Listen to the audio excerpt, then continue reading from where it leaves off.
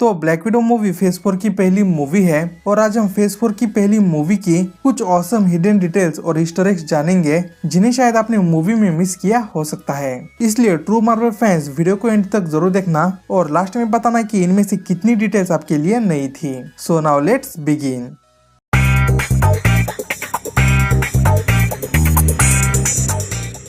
Morocco में Elena जब Oksana नाम की विडो से लड़ रही थी, तब फाइट के दौरान जब ओक्साना एलेना को कसकर पकड़ती है, तब एलेना चाकू को अपने एक हाथ से छोड़कर दूसरे हाथ से पकड़ती है ओक्साना को मारने के लिए। तो यही सेम मूव नताशा भी यूज करती है टास्क मास्टर से लड़ते वक्त। इसलिए ये छोटी सी डिटेल ये शो करती है कि नताशा और एलेना को एक ही जगह से ट्रेनिंग मिली है और मे बी ये नाइफ वाली ट्रिक असैसिन्स के बीच कॉमन है, क्योंकि एलेना और नताशा दोनों को ही एक असैसिन बनने की ट्रेनिंग मिली है। और जैसा कि एमसीयू में अपना बकी भी एक असासिनी है, इसलिए उसे भी इस नाइफ ट्रिक का इस्तेमाल करते हुए दिखाया गया है captain America the winter soldier movie में।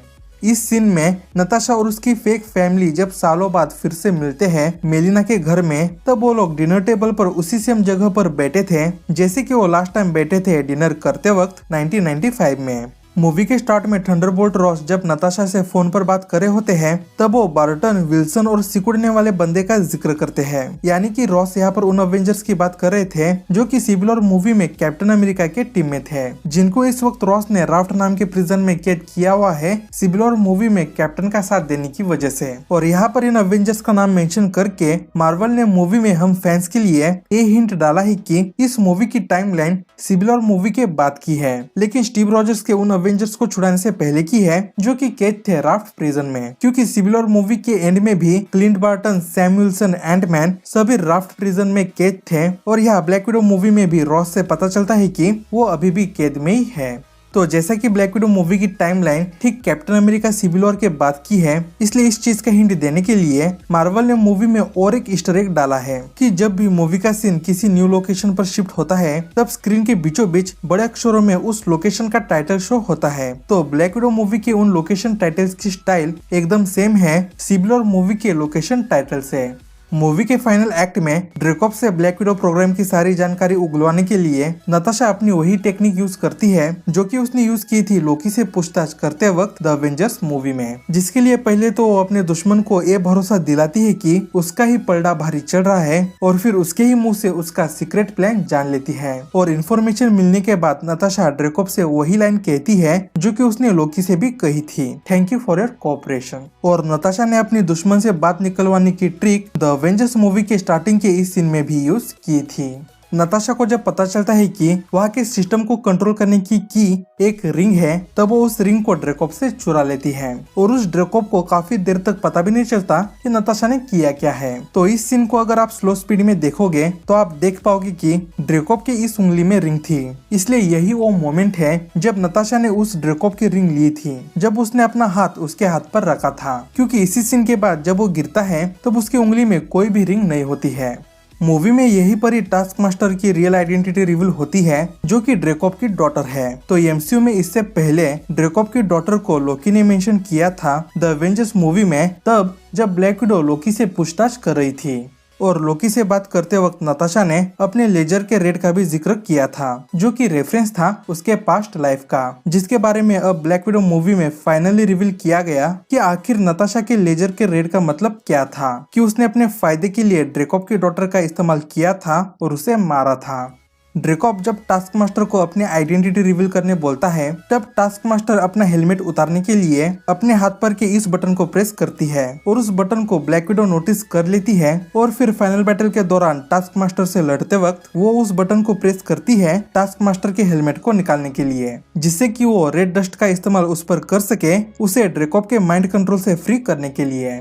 मूवी में नताशा और मेलिना ने एक मास्क के जरिए आपस में अपना वेश बदला था और इस सीन तक ये रिवील नहीं हुआ था कि ये मेलिना नहीं नताशा है, लेकिन इन्होंने अपनी जगह बदली है। इसका हिंट देने के लिए मार्वल ने मूवी में पहले ही एक क्लू दे दिया था और वो ये था कि जब नताशा मेलिना के घर में आई थी, तब मेलिना के सीक्रेट रूम में यहाँ 2 भेष बदलने वाले मास्क रखे हुए थे, लेकिन फिर बाद में ड्रेकॉप की फौज के आने के बाद जब एलेना उस सीक्रेट रूम की तरफ जाती है, तब वो दोनों ही मास्क वहाँ पर नहीं थे, जिसका सीधा सीधा यही इशारा है कि इस सीन तक इनका भेष बदलने का कार्यक्रम हो गया था। पहली बार में डिटेल नोटिस में आना जरा मुश्किल ही है, लेकिन मूवी को सेकेंड टाइम वॉच करने वालों के लिए ये डिटेल बहुत ही बढ़िया है।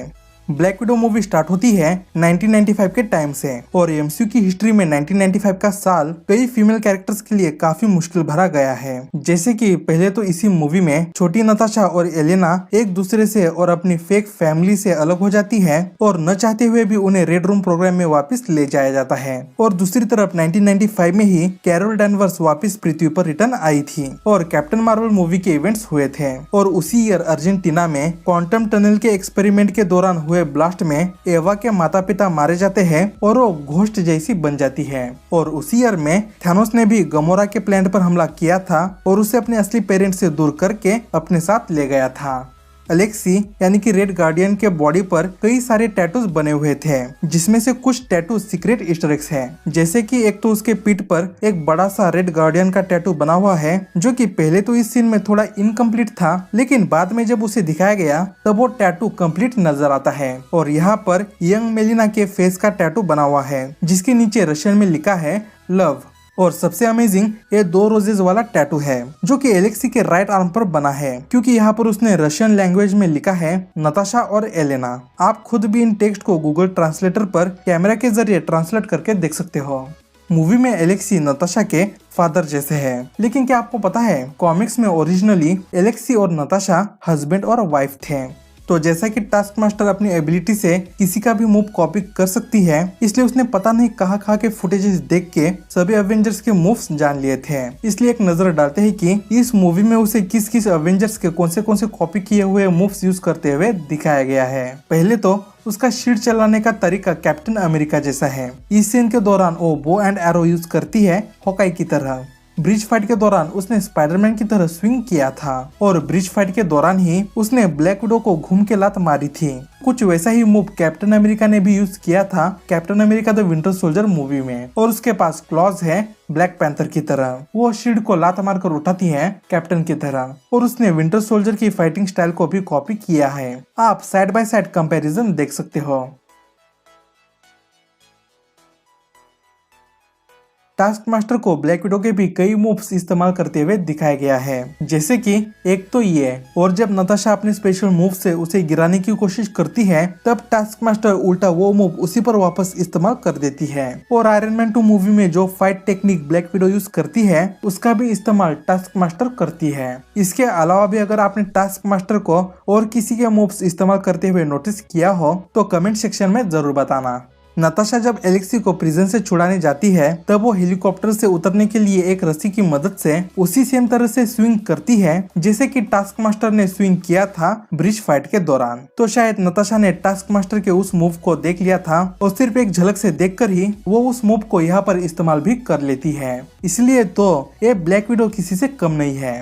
ड्रेकॉप के माइंड कंट्रोल से फ्री होने के बाद एलेना ने पहली बार खुद के लिए कुछ खरीदा था, जो कि था बहुत सारे पॉकेट्स वाला वेस्ट। और उस वेस्ट को एलेना मूवी के एंड में नताशा को गिफ्ट के तौर पर दे देती है अपनी सिस्टर से फिर से अलग होने से पहले। और नोटिस करने वाली ये बात है कि नताशा ने वही वेस्ट पहना हुआ था पूरी इन्फिनिटी वॉर मूवी में और एंड गेम में थैनोस के टाइटन प्लैनेट पर जाने के टाइम। मूवी के ओपनिंग क्रेडिट्स में एक टीवी न्यूज की झलक दिखाई जाती है ओहायो में रशियन स्लीपर सेल्स के बारे में, यानी कि इनके बारे में। तो ये न्यूज जो टीवी नेटवर्क ब्रॉडकास्ट कर रहा है वो है WHIS 25 और WHIS 25 में भी एक एफिलिएटेड नेटवर्क है WHIH वर्ल्ड न्यूज नेटवर्क से, जो कि मार्वल का इन यूनिवर्स न्यूज नेटवर्क है, जिसको इससे पहले भी कई MCU की मूवीज और सीरीज में दिखाया गया है, जैसे कि द इनक्रेडिबल हल्क मूवी में, आयरन मैन 2 मूवी में, वांडा विजन और the falcon and the winter soldier series में भी। और इस टीवी नेटवर्क को उन मार्वल की सीरीज में भी दिखाया गया है जो कि MCU का हिस्सा नहीं है।